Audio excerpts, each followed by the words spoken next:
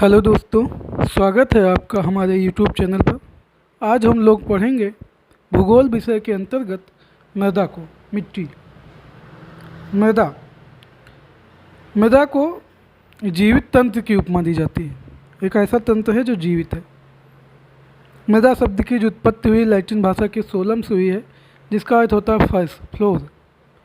मृदा बनने की प्रक्रिया है, जटिल है और निरंतर होने वाली प्रक्रिया है। अब बनती कैसे है? निर्धारक मृदा के कौन कौन से हैं? पैतृक शैल, जो खनिज होती हैं, जो चट्टानें होती हैं। दूसरा जलवायु। तीसरा वनस्पति, भूमिगत जल, नमी जो प्रदान करती है मृदा को। सूक्ष्म जीव, जीवाणु, कवक जैसे, ये निर्धारक हैं मृदा के। पैतृक शैलों से मृदा को आधारभूत खनिज और पोषक तत्व मिलते हैं। जलवायु मिट्टी के निर्माण में सहायता देती है, जिससे रासायनिक और सूक्ष्म जैविक क्रियाओं के द्वारा निर्माण में सहायक होती है। अब जैसे पैतृक खनिज है, चट्टानें हैं, वही अपरदन और अपक्षय की क्रिया से बनती हैं, धीरे धीरे करके वो मिट्टी में परिवर्तित होती है। तो वो जलवायु की वजह से। और जैविक क्रिया, सूक्ष्म जीव जो होते हैं, उनके योगदान से अपक्षयित पदार्थ का वियोजन, जैसे कोई पदार्थ है, पत्ती है, पदार्थ है, कुछ भी है, लकड़ी है, तो उनको अपक्षयित करते हैं, तोड़ देते हैं, मिट्टी बनाने में सहयोग करते हैं।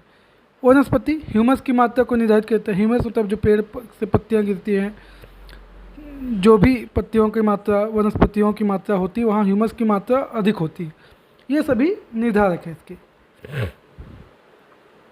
संगठन, मृदा का संगठन के लिए मृदा में कौन कौन सी चीज़ें कितनी मात्रा में पाई जाती हैं, कितने प्रतिशत में देखते हैं हम लोग। जैसे ह्यूमस या कार्बनिक पदार्थ है, ये 5 से 10% मृदा में होता है। खनिज पदार्थ है, सबसे ज़्यादा, सबसे महत्वपूर्ण भाग यही है, खनिज पदार्थ 40 से 50% मृदा में होता है।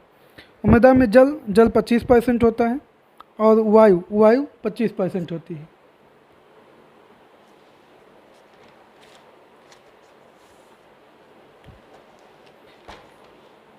ह्यूमस क्या है? किसी भी मृदा में पाए जाने वाले सभी विच्छेदित कार्बनिक पदार्थों को ह्यूमस कहते हैं। मतलब जो भी कार्बनिक पदार्थ टूट सकते हैं, जिन चीज़ों से मिलकर बने हों, उन्हीं चीज़ों में अगर फिर से टूट जाए तो ह्यूमस कहते हैं।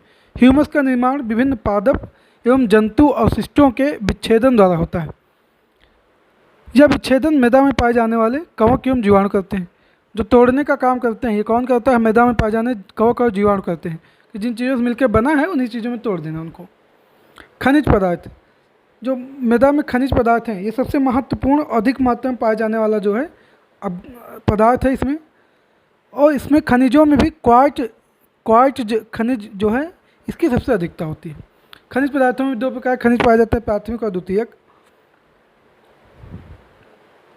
मृदा में अगर एक परत के रूप में देखा जाए, पृथ्वी के एक काट निकाल लिया जाए, एक परिच्छेदिका निकाल ली जाए, तो ABCD परिच्छेदिका में विभाजित किया जाए, तो जो ऊपरी परत होती है उसमें सबसे उपजाऊ परत होती है। ABCD में अगर सबसे ऊपरी परत है मिट्टी की, ये सबसे उपजाऊ परत होगी मृदा की।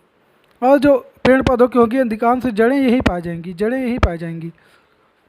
जो नीचे उसके बाद B परत पाई जाएगी तो अधोमृदा कहा जाएगा।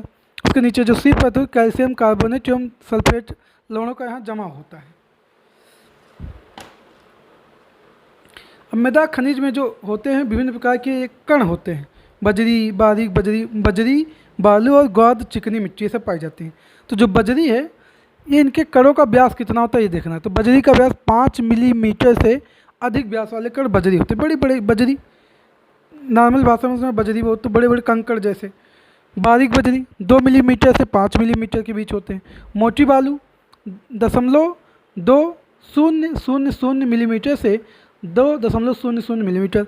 बारीक बालू का 0.020 मिलीमीटर से 0.200 मिलीमीटर। गाद, इसका जो व्यास होता है, इसके कणों का व्यास 0.002 मिलीमीटर से 0.020 मिलीमीटर।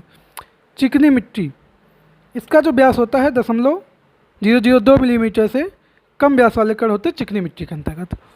ये है जो कण पाए जाते हैं मृदा, जिन कणों से मिलकर बनता है, उनके कणों का व्यास है।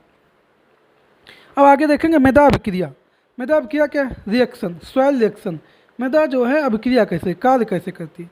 तो मृदा की जो अभिक्रिया है ये निर्भर करती है उसके अम्लीय या क्षारीय होने पर, प्रकृति पर। अम्लीय या क्षारीय, अम्लीय कब? यदि हाइड्रोजन आयनों की अधिक मात्रा पाई जाती है मृदा में तो अम्लीय है, और यदि पोटेशियम और सोडियम, पोटेशियम और सोडियम अधिक धन आयनों की अधिक संख्या में है, अधिकता में है, तो ये क्षारीय होगी। तो क्षारीय या अम्लीय मृदा पर ही मृदा अभिक्रिया निर्भर करती है।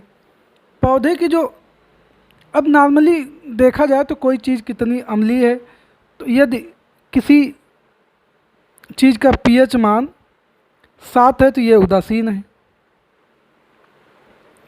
7 से कम है, अगर 7 से कम है तो ये अम्लीय मृदा हो जाएगी।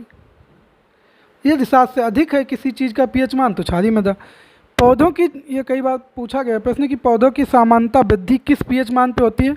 तो 6 से 7.5 पीएच मान पर के मध्य होती है। पौधों की जो सामान्यता वृद्धि होती है 6 से 7.5 पीएच के मध्य होती है।